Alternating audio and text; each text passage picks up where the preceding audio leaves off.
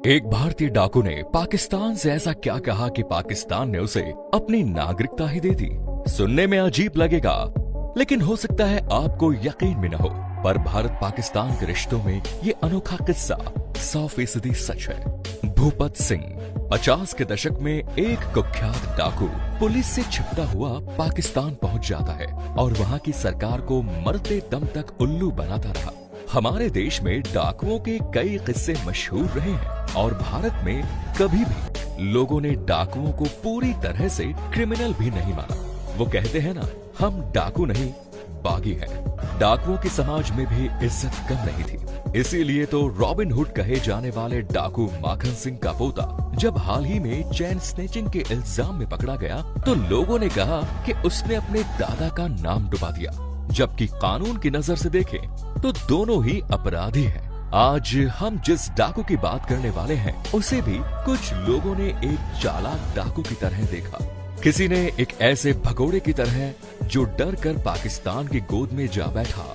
कहानी तब की है जब भारत पाकिस्तान का विभाजन हो चुका था, पर अभी भी भारत रियासतों में बटा था। इस वक्त तक सभी रियासतों को अपने खुद की पुलिस रखने की आजादी होती थी। ये पुलिस ज्यादातर आज की ही पुलिस व्यवस्था की तरह बेहद ही सुस्त और लापरवाह कही जाती थी, जिसका फायदा उठाकर डाकू भूपत सिंह आज के गुजरात में सौराष्ट्र और कच्छ के इलाकों पर एक छत्र राज करता था।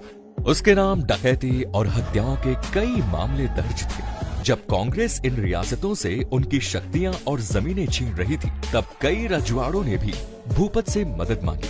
रजवाड़े और बड़े जमींदार अपना काम करवाने के लिए मुंह मांगी कीमत देने के लिए तैयार थे, पर वो चाहते क्या थे? समय भारत के पहले जनरल इलेक्शन का था। दुनिया भर से रिपोर्टर्स नए आजाद भारत का पहला इलेक्शन कवर कर रहे थे।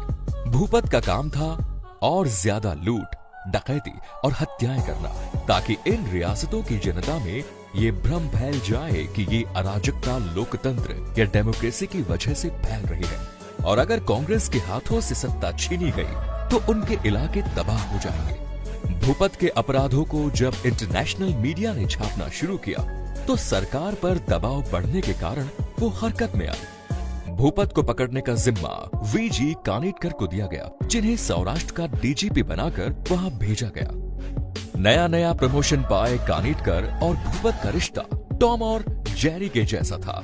उम्र में 10 साल छोटा होने के बावजूद भी भूपत कानिटकर को डिकरा यानी बेटा कहकर बुलाता था और हर वारदात के बाद पुलिस के लिए कागज पर एक नोट भी छोड़ जाता था। भूपत को पकड़ने के लिए कानिटकर ने राम और भाना नाम से 2 लोग अपने साथ में रखे, जो उन इलाकों में भी धूल भरे पैरों के निशान पहचान लिया करते थे। पर पुलिस से हमेशा 2 कदम आगे रहने वाला भूपत जबरदस्त नाकाबंदी और गश्त के बावजूद भी हर बार भाग निकलने में कामयाब रहता था। इस वक्त कानिटकर ने सरकार पर दबाव बनाते हुए कहा कि अगर वो सचमुच भूपत को चाहते हैं तो पहले उसके सर से रजवाड़ों और बड़े जमींदारों का हाथ हटवाए, जो लगातार भूपत को पैसों और हथियारों की मदद पेश करते रहते हैं। सरकार ने कानिटकर की बात पर अमल करते हुए कई लोगों की गिरफ्तारी की मंजूरी दे दी, पर ज्यादातर शक्तिशाली लोग सबूतों के अभाव में अभी भी बाहर ही थे। पुलिस को कामयाबी मिलनी शुरू हुई और एक एनकाउंटर में भूपत का सबसे करीबी साथी राम बसिया मारा गया। भूपत को अपनी गैंग में नए साथी की तलाश थी और उन्होंने अमर सिंह नाम के एक आदमी को गैंग में जोड़ा, लेकिन किसी को भी गैंग में शामिल करने से पहले भूपत उनसे अपने सामने एक हत्या करवाता था। इसी हत्या को अंजाम देने भूपत अपने साथियों के साथ पहुंचा और पुलिस को घटना स्थल पर एक और नोट मिला, पर इस बार भूपत से एक गलती हो गई। पुलिस को जो नोट मिला वो एक रसीद के ऊपर लिखा हुआ था, जो एक गैराज की थी और उसमें गाड़ी की सब डिटेल्स भी अर्जित थी। उस जमाने में उस तरह की गाड़ी केवल एक ही आदमी के पास होती थी, जो कि एक रजवाड़ा था। उसी रजवाड़े के बड़े भाई उस वक्त मद्रास के गवर्नर थे। पुलिस ने उन्हें कस्टडी में लेते ही कुल की प्रतिष्ठा बचाने के लिए वो भूपत के एक साथी का पता बताने के लिए तैयार हो जाता है। भूपत का यूं तो आम जनता में काफी नाम था और लोग उसे स्वभाव से अच्छा व्यक्ति भी मानते थे। वो खुद को हनुमान जी का भक्त बताता था और उसने प्रण भी किया था कि 1000 हत्याएं करने के बाद वो एक बार बंगाल के काली मंदिर जरूर जाएगा। पर इलेक्शन हो चुके थे, देश भर से रजवाड़ों से उनकी सभी ताकतें छीन ली गई थी और साथ ही भूपत अपने 2 साथी भी खो चुका था। इतना सब हो जाने के बाद भूपत को अपनी जान का डर सताने लगा।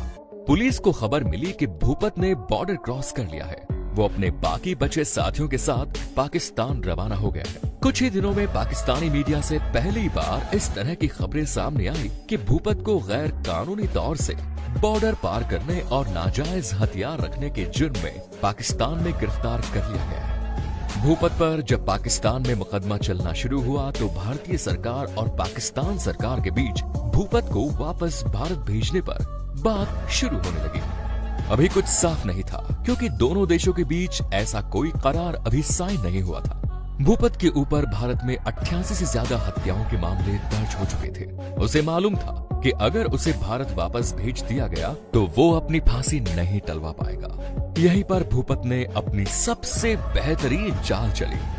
भूपत जिस इलाके से आता था उसमें जूनागढ़ रियासत भी शामिल थी। और आप तो जानते ही होंगे, विभाजन के वक्त हैदराबाद, कश्मीर और जूनागढ़ तीनों ने ही भारत में विलय करने से इनकार कर दिया था, पर बाद में तीनों को ही भारत का हिस्सा भी बना दिया गया। इसी का बहाना बनाते हुए भूपत ने कोर्ट में ये तर्क दिया कि वो तो जूनागढ़ की आजादी के लिए लड़ रहा था और उसका पाकिस्तान से विलय चाहता था। उसने कहा कि वो लोग 3 साल लगातार भारतीय सरकार और सेना से जूनागढ़ के लिए लड़ते रहे, पर भारतीय सेना जीत गई और उन्हें वहां से भागना पड़ा। इसीलिए उसे एक स्वतंत्रता सेनानी के रूप में पाकिस्तान में पनाह मिलनी चाहिए। सिर्फ इतना ही नहीं, भूपत ने कोर्ट में ये भी कहा कि अगर पाकिस्तान उसे वहां रहने की इजाजत दे तो मरते दम तक उसके खून की आखिरी बूंद पाकिस्तान के लिए वफादार रहेगी। पाकिस्तान सरकार ने भूपत की ये शर्त मान ली और उसे भारत को लौटने से भी इनकार कर दिया।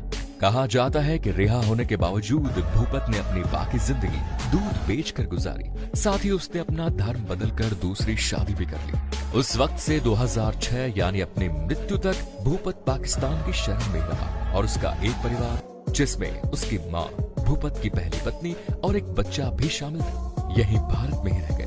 कहा जाता है अमर सिंह भूपत के साथ पाकिस्तान गया तो था पर वापस लौट आया। अमर सिंह ने फिर से यहाँ अपना गैंग बनाकर आतंक फैलाने की कोशिश की, पर अब तक सरकारें और सुरक्षा बल मुस्तैद हो चुके थे और उसे जल्द ही गिरफ्तार कर लिया गया।